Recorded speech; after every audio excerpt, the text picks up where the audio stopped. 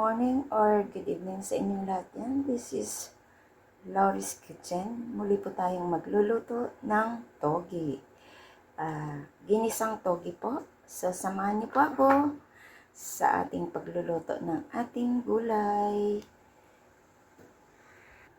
So, ayan. Maglagay po tayo ng kaunting mantika. Painitin lang po natin. So, ilagay na po natin ang ating bawang, sibuyas,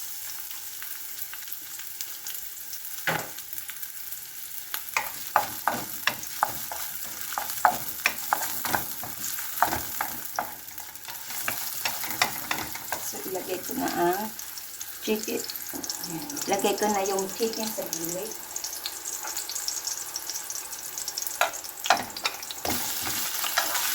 Ito na natin para maluto natin.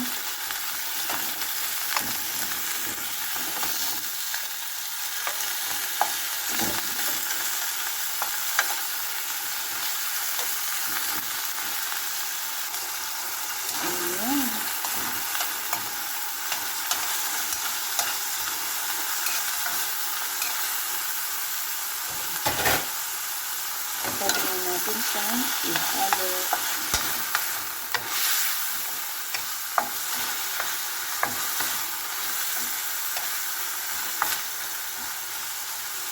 So, maglagay po ako ng kaunting toyo.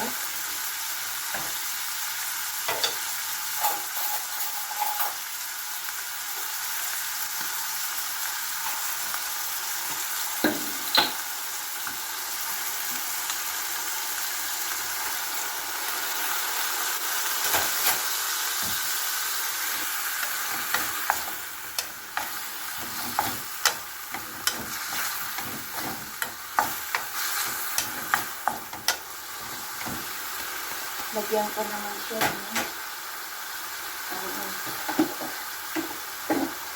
black pepper.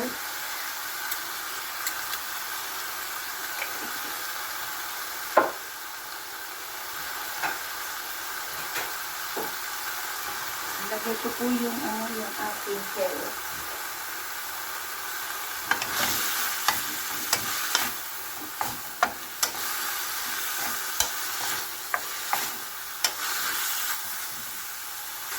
Lagyan ko siya ng kaunting magic sarap.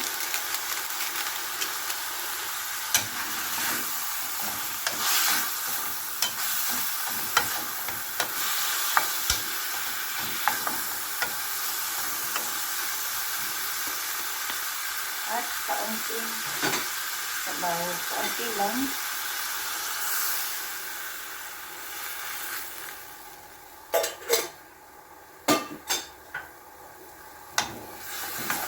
So, lutuin natin yung ating chicken.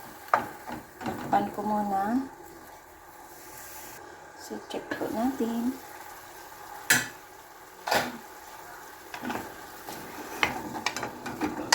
Luto na. So, check natin yung kanyang lasa kung pwede na natin ilagay ang ating gulay.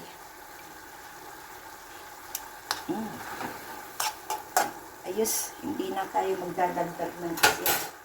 So, ilagay ko na po itong ating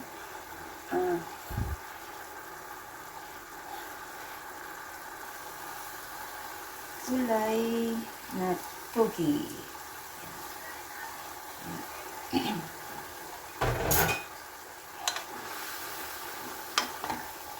Halo lang po natin siya. At gusto ko po dito ay hindi overcook.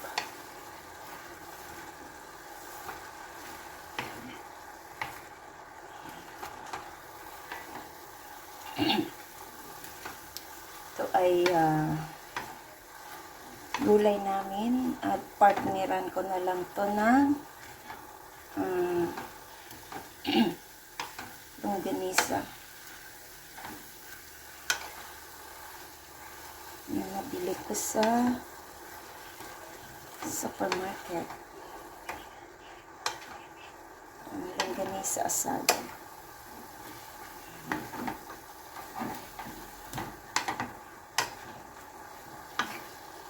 Kailangan to ay hindi Ayoko ng overcook. So, ayan, nilagyan ko lang po siya ng kaunting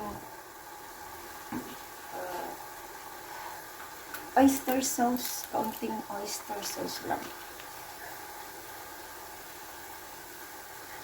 Ayan. So, templado na din naman kasi. Halo ko lang siya at pwede na siyang hanguin. Ayan.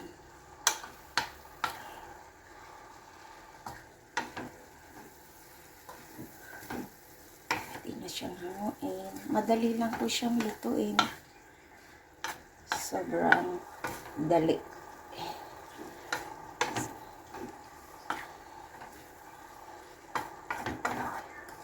So, abangan na lang po natin sa aking, pwede ko na po siya i-off ang, at ilagay sa ating serving plate. So, ayan na po ang ating togi, ginisang togi sa chicken meat. Ayan, with carrots. Simpleng, simpleng luto lang at madali lang siyang lutuin sa ating kusina. Ayan, thank you so much po sa inyong pagsama sa akin sa aking premiere for tonight. Thank you and mega love shout out sa inyong lahat yan. This is Lori's Kitchen.